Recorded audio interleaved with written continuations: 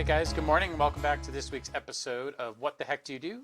A weekly podcast where we highlight local business owners doing unique and unusual things. We come to you live every Thursday from BD Local here in Tacoma.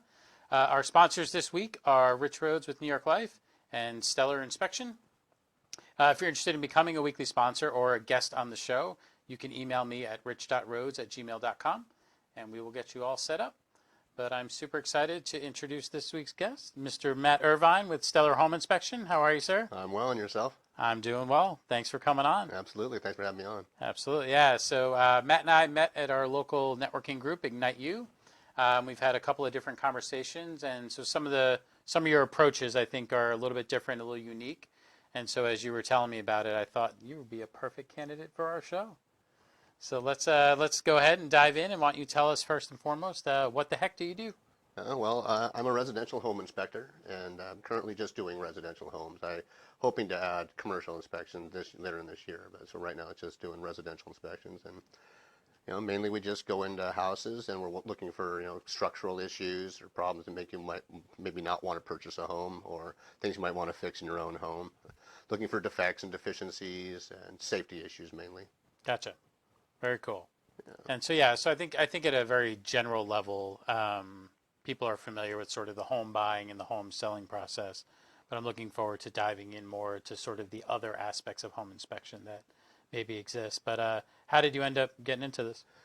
Well, it's interesting kind of how I got into this. I had a construction background. I've worked construction for years. I've worked in like all the different trades. I've done framing stuff and carpentry stuff and roofing and concrete and electrical and contracting. I worked with a contractor for several years, and up to the point where I became the project manager for him and that's running a crew. So I had a big construction background, and then after the housing market went to hell in 2006, whatever it was, everything fell apart. So I went back to my other thing was IT. So I worked in computers for years too, and then as I got older, my eyes started getting worse. So I was unable to like fix laptops and work in servers anymore because I just couldn't fix the components. I couldn't see them as well anymore. So so what am I going to do? I can't work on these things, and I don't want to go back into heavy labor work. So it popped in my head, why not do inspecting? So I looked into schooling and got myself enrolled and finished up my education and took some tests. I had to take some national tests and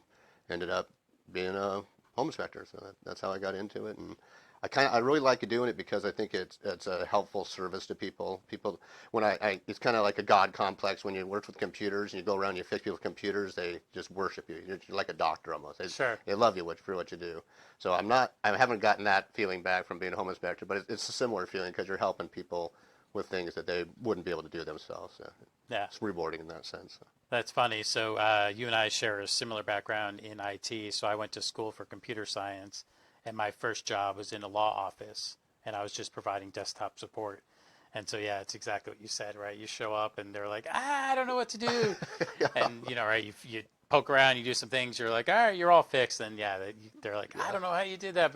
And this is back when you could impress people with, like, just like a formula in Excel was, like, right. So random. I think most kids now grow up using that stuff. Right. But, yeah, that was back in 2004 for me. Yeah. And, yeah, you could totally just, like, wow the pants off of people. Yeah. And it's funny, so when I started, I was working with somebody who had been there for a long time, and she got a reputation for just telling everybody, well, just do Control-Alt-Delete and restart your computer, which works in most cases, but it completely impedes what you're trying to work on, right? They're trying to keep going. They're trying to not lose what they did.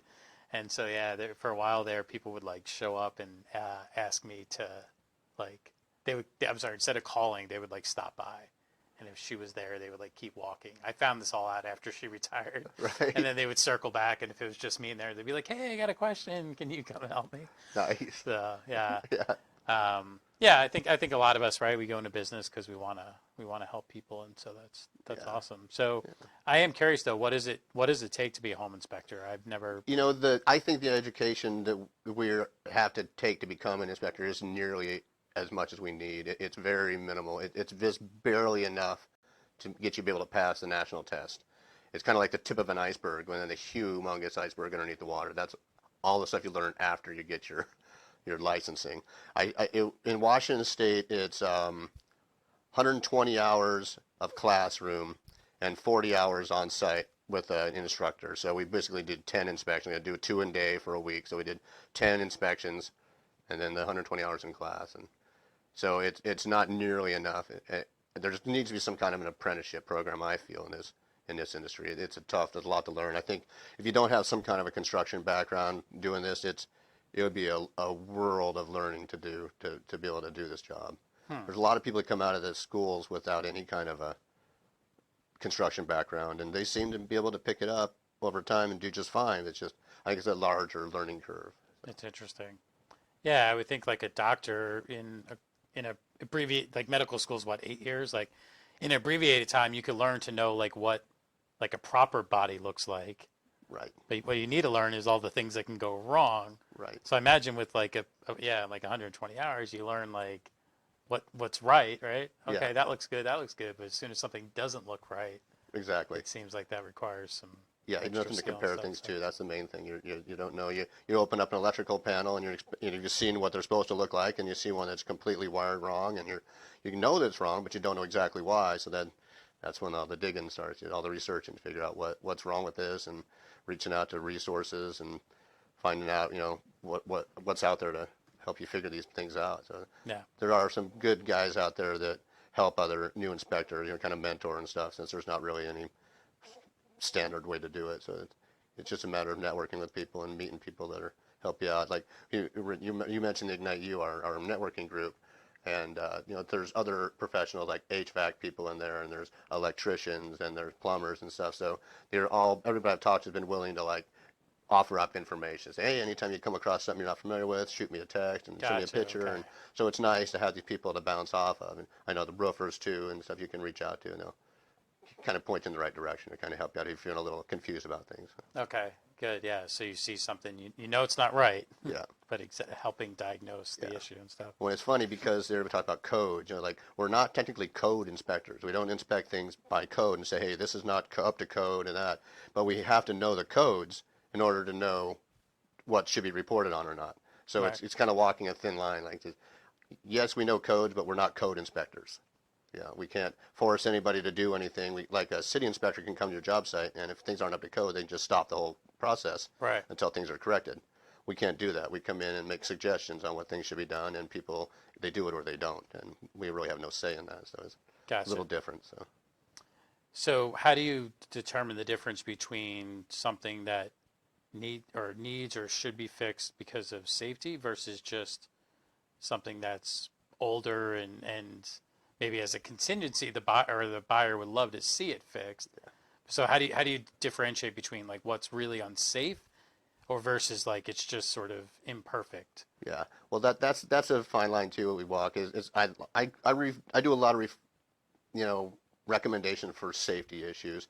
A lot of the older houses you see, of course, aren't going to be to the current codes, and the codes are changing all the time. I think we have another NEC, the electrical codes are changing again here in 2020. Mm-hmm. So they're always adding things and taking things off. So it just kind of is best practice to tell people that it's in your best interest to probably have, like ground fault circuit interrupters in wet areas, or, electrical outlet receptacles in certain areas, and, fire separation in your garage, and, hand railings and handle holds that you can actually hold on to on your steps, and just, kind of minor things like that people just don't really think much about. But you got to think about, anybody that comes to your property too, like the elderly and children, you got to be thinking about them too. You don't want people falling on your property or falling off your deck and, Right. getting their head stuck between the railings. And Yeah.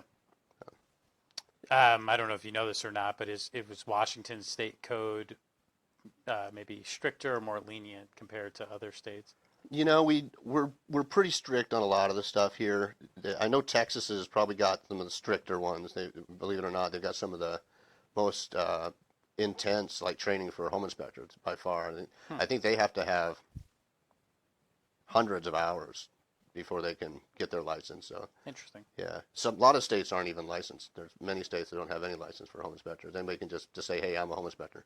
Really? A lot of contractors do that. People that just like build houses or work on houses, they say, I'm also a home inspector, and I just come inspect your house. That's interesting. Yeah.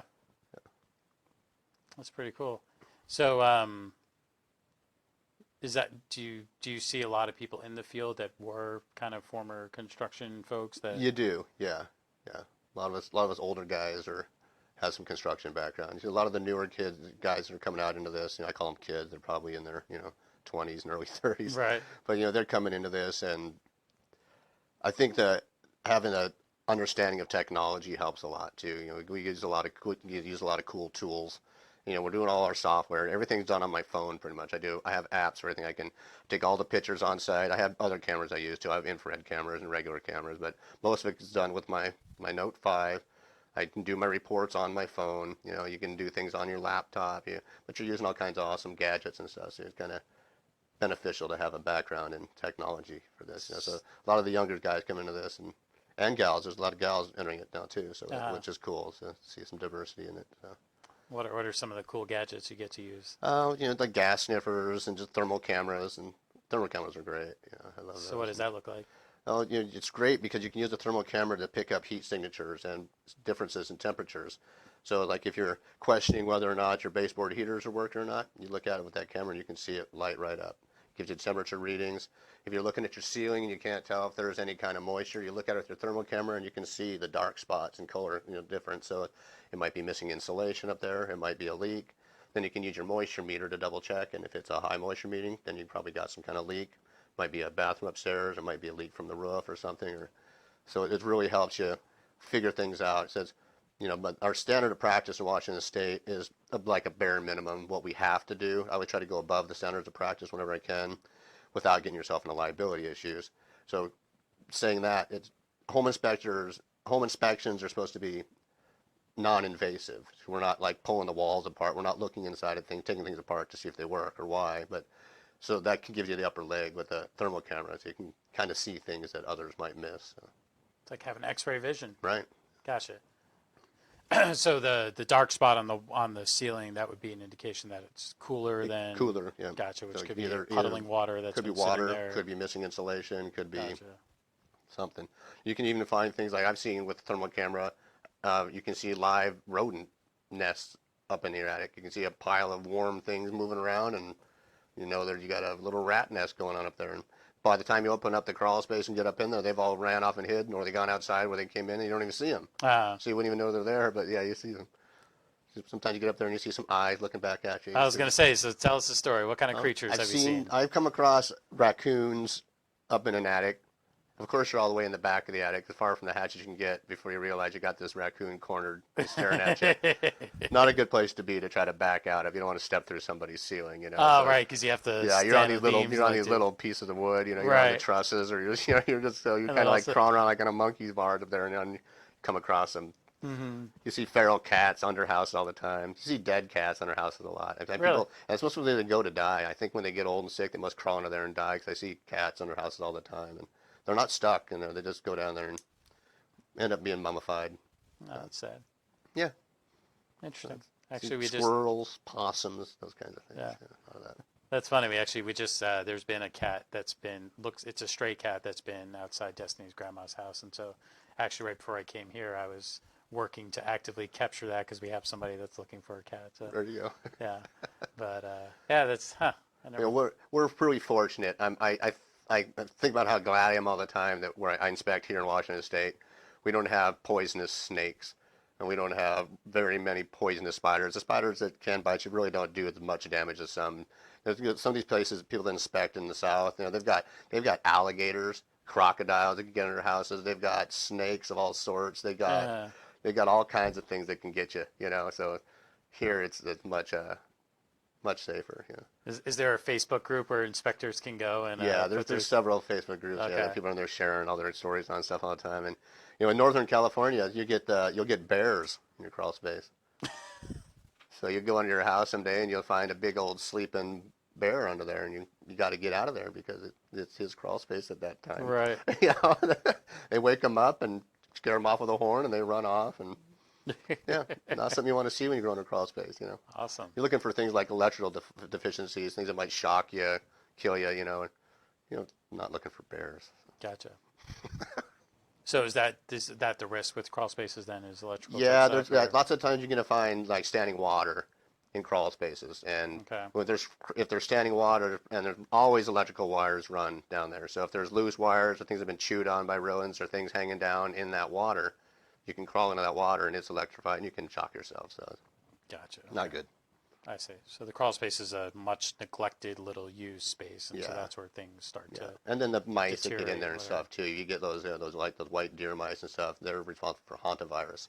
So if those find those in your house and they're pooping and leaving messes, you don't even want to breathe that air. So Gotcha. it's kind of a toxic place to be. So Are you all masked up then? yeah, when oh you're yeah, down there? yeah. Okay. Get all this gear on. So never Yeah. go out there without your gear on, your respirators for sure. Yeah. Okay. So talk to us a little bit about outside of just the buy sell transaction. What are your thoughts or recommendations in terms of home inspections outside of just when you're Yeah, buying well, yeah, and selling? it's always a good idea, I think, to just do like a home maintenance inspection. If not every year, every couple of years, just have somebody come out and just to tell you like where you're at, where things are in your house. If you got some rot going on somewhere, you need to replace some wood, do it before it gets worse. Moisture issues. That's a huge thing here in Washington State is moisture intrusion issues. You got to stay on top of that. It can grow mold and stuff behind your walls or just on your walls, and so those can be bad. And I also do like an 11-month warranty. So people that buy a new house, a lot of times they think they shouldn't get them inspected. They don't build houses like they used to, I'll tell you that. So it's always a good idea to get inspected if you buy a new house. But also, 11 months in on your purchase of a new house, have somebody come and inspect it because the manufacturers usually have a warranty for a year. Right. So if you can find something on that 11th month, and they can put it back on the builder to get some things repaired before you don't have any. Yeah, that's interesting. Yeah, I was the first resident in a new construction when I moved to Tacoma. And so I remember, 11th month, we were making a list, and the things that we saw that were obvious, right, we put on the list. But it didn't occur to me to have somebody like dig in and really find Right. some things that maybe will manifest in a couple of years. Yeah. So, And that's it. The houses don't maintain themselves. You always have to be working on them to keep them up. You have to be working on we get so much rain and bad weather here that you constantly got to be keeping an eye on all your caulking around your windows and make sure everything's flashed correctly, make sure things are painted so it's for protection, and gotcha. a lot of those issues that people just neglect over time, and Right. people don't want to spend the time on doing it. Yeah. It's kind of like when I was a contractor. It's like your houses aren't ever finished. You're always like a work in progress, right? Yeah. You work all day on other people's houses, and you come home and you don't want to work on your own, so things don't get accomplished. And you think, oh, but you're a contractor. How come it's not done? Yeah. I don't feel like doing it. Right. Yeah. Gotcha. So obviously, rot creates a structural integrity issue at some point with the house, right? Yeah. If not just problems with mold, it's going to deteriorate the wood over time. It's wood destroying, so Gotcha. it'll cause you structural issues down the road. Yeah. And then obviously, I think mold's not very good to breathe either. Right. That's mold is one of those really touchy subjects where there's so many camps people are arguing back and forth about it. If you go on look at the EPA doesn't even recommend testing for it. What the main thing about mold is figuring out what's causing the moisture issue and then dealing with that. So it's basically clean up the mold, get rid of the mold, and then fix the issue that caused it so it doesn't come back in the future. So. And what does it take to fix mold or to get it out of there? You having a Yeah, you can mostly just, if you go on, I usually point people to the EPA site, and there's all kinds of solutions on there. You can just use like a bleach water solution, most of the parts, to wipe it off and get rid of it. And okay. it'll just basically kill it. And then if you got a lot, like in drywalls, you can use a product called like Kills, and it's something it's like a paint you put on that keeps the mold in. And so there's things you can do to get rid of it. But Gotcha. you don't want it to come back. That's the thing. It's usually just some kind of ventilation issue, moisture issue. Has to do with the things in your crawl space. Excuse me. Proper ventilation. If you don't have a moisture barrier in your crawl space, that moisture leaks up out of the ground. It gets up into your insulation. It gets up into your flooring, and Gotcha. yeah. So there's always ways to figure out what the problem was and fix it. So. And so, as a home inspector, are you able to provide some of that knowledge around how to solve it, or? Yeah, I'm actually IAC2 certified mold inspector, but I don't offer mold inspection services because I don't want to be in that camp. There's the mold is gold camp. People know that everybody's freaked out about mold all the time, so they push that on everybody and say you need to get these tested. And I just don't go that way. I'd much rather try to inform the consumer about the actual things to be concerned with. And if they really want to go ahead with it, then I can go ahead and do that. But I don't. It's not necessary. I don't think for the most part. So. Gotcha. Mold is gold. I like that. Yeah. Well, yeah. I mean, I'm sure mold's been around for a really long time, right? And in low quantities, it's probably not a major issue. I think Right. we eat cheeses that are mold, right? Right. Like gorgonzola and stuff. But... Right. There's like a certain kind. It's like a Stratoboris or something. I can't remember the name of it off the top of my head. That's the one they call black mold. Everybody gets so freaked out about. And it's mainly bad for elderly people or people with weakened immune systems. So Gotcha. small children, elderly people, people with like rheumatoid arthritis, any kind of immune disorder. Those are people who are more affected by it. But it's still not just something that means end of the world, you're gonna die. Gotcha. Yeah. Okay. So you were saying, so from a maintenance perspective, you said what, every 1 to 2 years? Yeah, every couple of years probably be. Just so that way you kind of just have a good, Yeah. get a It's handle. like most people don't notice. How would you notice you got a pinhole leaks going on in your plumbing under your house? You don't notice until you see your bill. Right. And then your bill's high. You go, okay, well, that's weird. We must be using a lot of water. So you keep doing it for months and months, keep comparing your bills, and then, okay, no, there's something wrong. Right. 6 months down the road, you go down and look, and you got a leak. Gotcha. So it's a good idea to have people check that stuff. Well, I mean, that's a good, to me, that's a good selling point, because I think you're right. Like, some people are like, you almost want to turn that blind eye, right? Like, you'd much rather not know what's Right. going on, because then you have to do something about it, right? And that Yeah. costs time and money and stuff like that. So, but that's an interesting approach, just the opportunity to maybe save some money if you do have a leak. Right? And most people don't want to go in their crawl space, to be honest with you. I don't even like going in there. I do it because I have to do it. It's part of the job, Yeah. And that's where you find the most interesting things, that are most problematic. Nobody wants to go down there, and people don't know what they're looking for, and they don't know the dangers of going down there either. So it's just better just have somebody else do it. Yeah. I've stuck my head into a crawl space, but the idea of suiting up and actually getting in there and crawling is, yeah. Yeah, the one I went into yesterday Hard probably pass. had about 16 inches of space between the floor and some of the beams and some of the HVAC stuff, and it was literally like crawling under barbed wire, like you see in the movies, in the military movies. Uh-huh. It was literally just crawling like that, and I'm actually feeling sore from it today. I feel like I was in the gym or something. Got a little workout. There you go. So there you go. Be a home inspector and That's it, have yeah. a built-in exercise Yeah, program. climb so. around up in the rafters and the attics and crawl into the houses, and Yeah. you don't need to go to the gym. Gotcha. Any other fun creature stories you want to share? What's the most scared you've ever been as a home inspector, I guess? It's crawl spaces, because you get that, you get kind of a panic when you get down into the far corner of a crawl space. I always have a couple flashlights. I have one on my headlamp, and then I have one in my pocket. Uh-huh. And of course, it's when you're in the first part is when one of them goes out.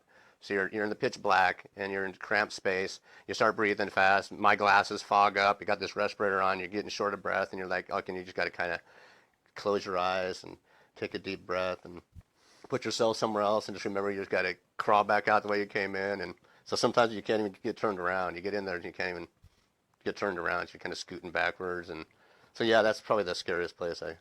Roofs, walking roofs, stuff like that doesn't bother me. Heights don't bother me, but getting stuck in a crawl space is Gotcha. kind of freaky. What are there any sort of misconceptions about home inspections that you find yourself trying to educate people on? I know a lot of us. A lot of people are confused the difference between appraisers and home inspectors. So I get that a lot. I get a lot of calls and ask me that, can you come out and do this and go through the whole process? And they're shocked when you tell them how much it's going to cost them. And then they're like, okay, I think you're thinking of an appraiser. Appraisers, they come and do something a little bit differently what I do. Mm-hmm. But recently I found other appraisers' costs are comparable, if not more than what we charge. And they don't do nearly what we do. Appraisers show up on site and usually take pictures of the house, compare it to the values of the houses around it. They don't really get in there and check anything out like we do. So it's not nearly as valuable as a service, but it's needed in the process of selling a home. So Yeah. So that's one thing. And I guess the other one mainly is that we get the reputation of being deal killers. And that's kind of, home inspectors are always known as the deal killers. And then agents start to use that and they say, oh, you're a deal killer. And they don't want to use you because they're afraid you're going to kill their deal. And It's just one of those things like, we don't kill any deals. We just report on what we see when we're there. Right. And so if there's something wrong and we report on it and that happens to kill the deal, well then that's unfortunate. But the house being maintained poorly is what killed the deal. Right. So we have to be the bearer of bad news sometimes. And people would get all excited. They come in, they look at the house, they love everything about it, and we find things that aren't so good about it, and they're not happy because they're not going to have that awesome kitchen they fell in love with. Right. They don't have that awesome deck. They're not going to have that anymore because we ruin it for them. Yeah. And we did them a big favor, actually. Yeah. I try to have people look at it as an investment, not as a cost. Because it's really not that much. If you're averaging around $500 for a home inspection, most of the houses in the area are $600,000-$700,000. It's Right. not that much to pay for peace of mind. I mean, Right. if I buy a used car, I'm taking it to the shop, to Right. get it looked at. Yeah. So I can't imagine buying a used house and not getting it looked at. So. Right. Well, yeah, I think that's the thing, right? It's not that the inspection found the inspection doesn't manifest something that doesn't exist. Right. The inspection brings light to a condition that does exist. Right. That was going to be transitioned from the seller to the buyer. Yeah. Regardless, right? Yeah. So if you want to still do that, then you can do that, right? I mean, Right. you can say okay, but yeah, that's interesting. So, but requires a good code of ethics then, right, to Yeah. report on it, because For sure. last thing you want to do. You get a lot of pushback from people don't want things. Oh, are you going to put that in the report? Is that going to go in the report? Yeah, I found it. It's going in the report. And, Yeah. that's just the way it is. And Yeah. Interesting. that's why I guess it's a good idea for the consumers to do some legwork and take it onto themselves to search for an inspector. I think a lot of people aren't aware of the fact that you can just go online or look up a home inspector and find them on yourself. People don't even know they need one until they're buying a house and their real estate agent says, it's probably a good idea to get this thing inspected. Let me call somebody. I know some people. Yeah. So they go, okay, because it's just easier on them and they just do it. So it might be a good idea to do a little legwork and try to find people and see who you might want to use. So. Yeah, no, I mean, that's the thing that I found most interesting about talking to you is, prior to that, my home inspection universe was buying and selling homes. That was it. It never occurred to me, or I never thought, to think about it just in terms of maintain. Like you said, it's the biggest purchase that you have in your life in most cases, to maintain it and have somebody look at it probably. Yeah. Right. You wouldn't buy a big expensive car and not do oil changes. Right. So Yep. getting the regular maintenance done and stuff like that. So what is your where's your office located? What is your service area? Where do you? I'm located up in Burien, so South Seattle, about 12 miles south of the city of Seattle. I cover pretty much the entire, Pacific Puget Sound area. I've gone up to Duval. I've gone down to Yelm. I've gone out to Ocean Shores. I've gone pretty much where, to help friends and family out. I've gone further, So, but Okay. I got a pretty wide area where I go to. Eventually, as I get busier, I'll probably be able to narrow that down to a smaller area. But right now, I don't Gotcha. mind. Yeah. Cool. Awesome. And what's the best way for somebody to reach out if they're thinking about getting their home inspected, whether it's 11 month or they're purchasing real estate? Yeah, just to call me on my phone or just go to stellarhomeinspection.com and StellarHomeInspection.com. yeah, Got it. Awesome. Yeah. Well, thank you, sir. I appreciate your time. absolutely. Yeah. Yeah, thanks for having me on. I'm glad you do this. This is a really interesting way to get things like what I do out there into people because a lot of people have no idea what Yeah. people do. So it's really cool. Yeah, I mean, that's basically, I've told the story a couple times. I mean, that's the gist of how this came to be is, the drill, right? We do one-on-ones in our networking group or we sit at a table, and whether you get 3 minutes or 30, your eyes get open. You're like, oh, I had no idea you did that. Oh, I have no idea that even existed. Like, it never occurred to me. And so I felt like there was an opportunity to share it more broadly, right? Yeah. If you and I do a one-on-one and I learn a lot, well, great. One person learned a whole lot. Right. But if we do it in this format, then hundreds, thousands of people can look at it later and, be able to learn more about it. And so it just felt like a good opportunity. So Yeah, absolutely. I'm Right. always appreciative and grateful for that opportunity. So I think this is show 18 or 19 at this point. So it's been fun. Yeah, very cool. Yeah. So thanks again. Absolutely. And thank you guys, as always, for tuning in. If you tune in next week, we've got a mystery guest for you. I can't reveal who it is just yet, but you'll find out next week when you tune in Thursdays at 9:30. So have a great rest of your week and keep chasing your dreams. Thanks.